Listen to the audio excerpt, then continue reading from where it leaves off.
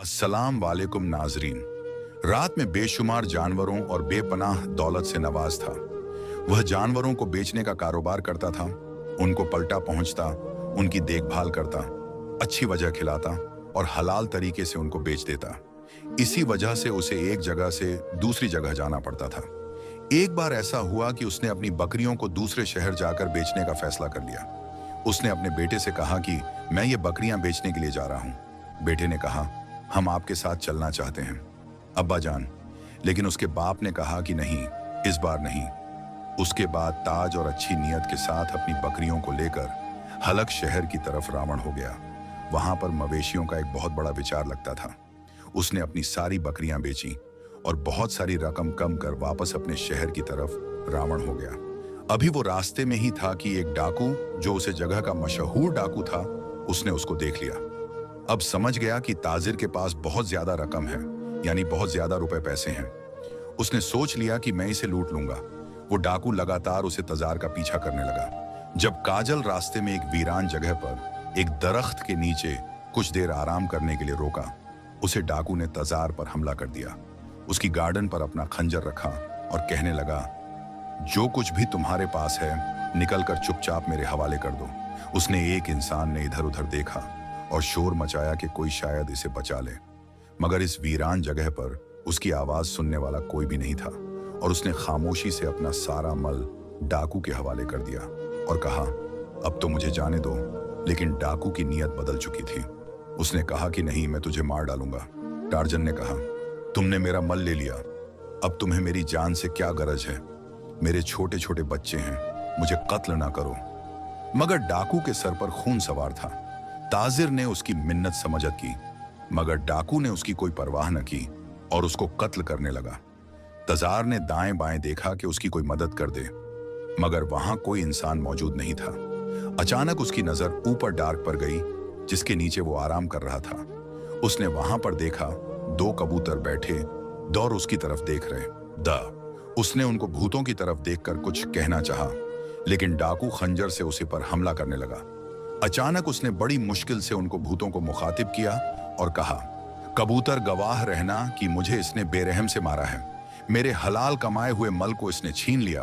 तुम गवाह रहना और मेरे बच्चों को मेरे बारे में बता देना। तब तक डाकू उसे कत्ल कर चुका था और उसके आखिरी अल्फाज मज़हिया अंदाज में दोहराने लगा कि एक कबूतर ओंगवार रहना, गवाह रहना, ये कबूतर बेजुबान तेरी क्या गवाही देंगे। अब डाकू उसे इंसान को मारकर अपने रास्ते पर ए चुका था। रास्ते में भी वही अल्फाज दोहराता रहा कि बेजुबान परिंदे उसकी क्या गवाही देंगे। ऐसा नहीं हो सकता। उन्हें क्या मालूम कि मैं कौन हूं। इधर उसके घर वाले उसके आने का इंतजार कर रहे। 10 दिन गुजरते रहे, लेकिन उसकी कोई खबर न मिली। चुनाची उसका बड़ा बेटा अपने वालिद की तलाश में उसी हालत जहर में आया। वहां उसको बताया गया कि फलन तारीख को तुम्हारा बाप यहां आया था, उसे जगह को रुका था और फलाह के हाथ उसने अपनी बकरियों को बेचा था और उसकी रकम वसूल की थी, जो कि बहुत ज्यादा थी। और चंद दिनों के बाद हालत से कुछ दूर फैसले पर वीरानी में किसी न मालूम शख्स ने उसे खंजर से मार दिया और सारी रकम छीन कर भाग गया। तुम्हारे वालिद को इसी शहर के कब्रिस्तान में दफन दिया गया है। यह सुनकर बेटा बहुत गम ज्यादा हुआ। वो बेटा अपने बाप से बहुत मोहब्बत करने वाला था। उसे शहर के हकीम के पास गया और कहा कि यह क्या हो गया? मेरा बाप तो यहाँ पर कारोबार के सिलसिले में आया था, बकरियों को बेचता था, उसको कत्ल कर दिया और उसके पास जो रकम थी वो रकम भी छीन ली। रकम का गम नहीं, लेकिन मेरे बाप के जाने का बहुत गम है। ऐसे आपके शहर में कोई अजनबी आता है और किसी को मारकर चला जाता है, क्या आपके पास उसे पकड़ने वाला कोई नहीं? शहर के हाकम ने उसकी बात ना सुनी। वो रो रो कर वहां से काजी के पास पहुंचा। काजी ने भी उसकी कोई मदद ना की। उसके बाद को अपने वालिद की उन दोस्तों के पास गया जिनके हाथों उसने अपनी बकरियों को बेचा था। उसके दोस्त कहने लगे, ये बात तो सच है कि उसने रकम जमा की और रकम लेकर अकेले निकल गया, लेकिन बताओ कि कौन गवाही देगा, क्योंकि वो तो तन्हा था, उसके साथ कोई भी नहीं था। शायद अगर कोई उसके साथ भी होता तो उसे भी मार दिया जाता। बड़ी बेदर्दी से उसका तल ने उसको कत्ल किया और वो वहां से अब जा चुका है। हम उसे नहीं ढूंढ सकते। काटल ने कोई निशान तक नहीं छोड़ा। उसके बाद ताजिर का बेटा मायूस होकर वापस अपने शहर ए गया। घर आकर वह सोच रहा था कि किस तरह से ये सारी बात मैं अपनी मैन को बताऊं, लेकिन मैन को बताना भी जरूरी था। उसने कहा, मैन, बाबा को किसी ने मार दिया है। वो कौन अजनबी था? हम नहीं जानते। पैसे भी लेकर वह भाग गया और बाप को उसने खत्म भी कर दिया। मैं उसका बर्तन से होकर ए रहा हूं जहां पर उनको दा किया गया है। माँ ये खबर सुनते ही बेहोश हो गई। मैन को बाद में होश तो ए गया था, लेकिन काफी वक्त गुजर जाने के बाद भी कातिल का कोई पता नहीं चल सका। वो बेटा सोचता है कि किस तरह मैं अपने बाप को इंसाफ दिलाऊंगा। एक बार ऐसा हुआ कि वो फजर की नमाज पढ़ने मस्जिद में गया। वहां पर एक मौलवी साहब उन्होंने इसे परेशान और जारो कतर रोते हुए देखा तो उससे पूछा, बेटा क्या बात है, आखिर तुम इतना क्यों रो रहे हो? उसने तमाम वाक्य मौलवी साहब को सुना दिया कि मेरे नेक बाप को किसी ने मार दिया। मैं यकीन हो गया हूं, मुझे समझ में नहीं ए रहा है कि वो कौन था जिसने चुपके से मेरे बाप को कत्ल कर दिया। उसे शहर के हाकिम को भी यह बात मालूम नहीं, गवाही देने वाला भी कोई नहीं।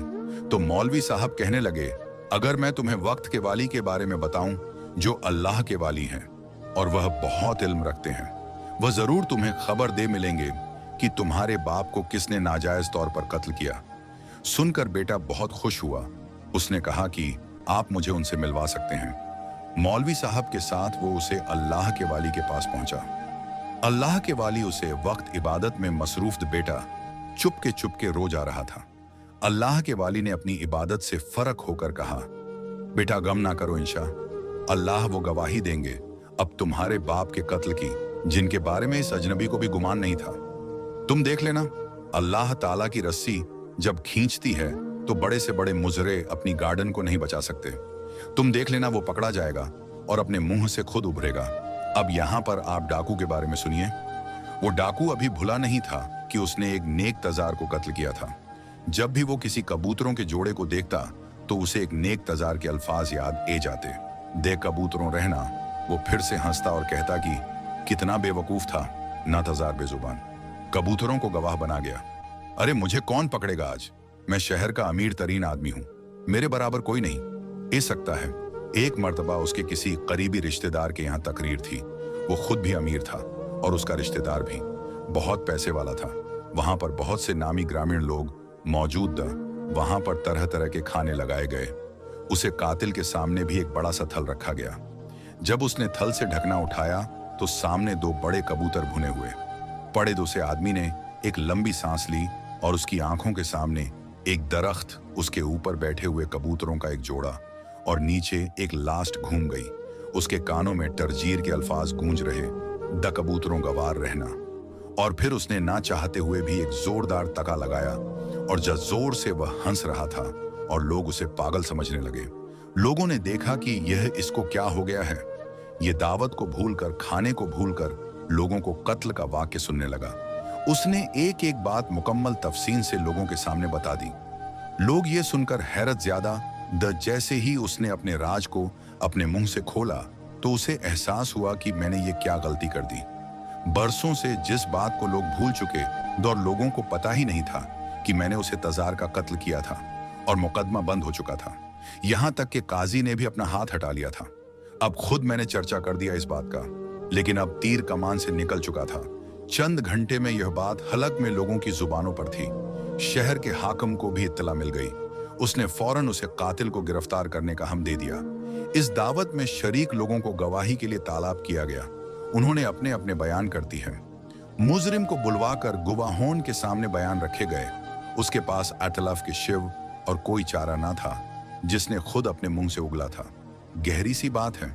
अब वो कैसे कह सकता था कि मैंने ये नहीं कहा है। काजी ने मुजरिम को फांसी की सजा सुना दी। उसे एक दिन पहले मुजरिम से उसकी बीवी ने अलविदाई मुलाकात की और उससे पूछा कि जब इतने सालों से तुम्हारे और स्टारजार के बारे में लोगों को पता नहीं था, मैं भी नहीं जानती थी, तो फिर कैसे तुमने इस राज को फास्ट कर दिया? उसने जवाब दिया कि मुझे नहीं पता। मुझे ऐसा लगा कि एक बुजुर्ग हस्ती मेरे सामने है। उनका चेहरा बहुत नूरानी था। वह मेरे सामने आए और उन्होंने ना जाने क्या पढ़कर मेरे मुंह पर दम किया। मैं बोलने लगा। मैंने वह सब बोला जिसको कभी ना कहने की मैंने कसम खाई थी। अगले दिन सुबह सवेरे उसके फांसी के मंजर को देखने के लिए बेशुमार लोग जमा। धुन में तजार का बेटा भी था। उसे मालूम हो गया था कि कातिल गिरफ्तार हो चुका है, उसे पकड़ा जा चुका है। वक्त के वाली ने जो कहा था वो बात सच साबित हो चुकी थी, लेकिन अभी भी एक मंजर देखना बाकी था। उसकी गार्डन में रस्सी दल दी गई। उसने कहा कि लोगों, मेरी जुबान से वो अल्फाज नहीं निकले, बल्कि वो कबूतरों की जुबान से निकले। वो 2 कबूतर जो उसे रक्त पर मौजूद जो मुझे मारते हुए देख रहे, और वही दावत के रोज मेरे सामने थाल में पड़े, लेकिन मुझे नहीं पता वो यही का रहेद मेरे मुंह से बस उनके अल्फाज की अदायगी हो रही थी। लोग यही समझ रहे कि इसका झानी तवाज़न बिगड़ चुका है, यानी अब यह पागल हो चुका है। जब जल्लाद ने रस्सी खींच दी, लोगों ने एक मुजरिम को उसकी सजा पाते हुए देख लिया और सब ने सुकून की सांस लिपी। अचानक लोग नाराए तकबीर, अल्लाहू अकबर की आवाज बुलंद करने लगे। अल्लाह चाहे तो बेजुबान को भी जुबान दे दे। उसी वक्त लोगों ने 2 कबूतरों को देखा जो कातिल के सर पर बगैर किसी हरकत के बैठे। तमाम लोगों ने कहा कि हमने गवाही दी, और इन 2 कबूतरों ने गवाही दे दी। और फिर यही नहीं हुआ कि मुजरिम को अपनी सजा मिल गई, बल्कि बकरियों से हासिल होने वाली रकम जो एक तर्जेर इंसान की थी, उसके बेटे को दिलवाई गई। सुभान अल्लाह, बेशक इंसान अगर नेक कम करता है तो अल्लाह ताला गवाही बेजुबान चीजों से भी दिलवा देता है। हमें यकीन होना चाहिए इस बात का कि हमारी मदद के लिए हमारा रब काफी है। आज की इस वीडियो में था बस इतना ही। मजीद इस्लामी वीडियो हासिल करने के लिए को सब्सक्राइब कर दें और साथ में मौजूद दल के आइकन को दबाकर ऑल पर क्लिक कर दें। शुक्रिया।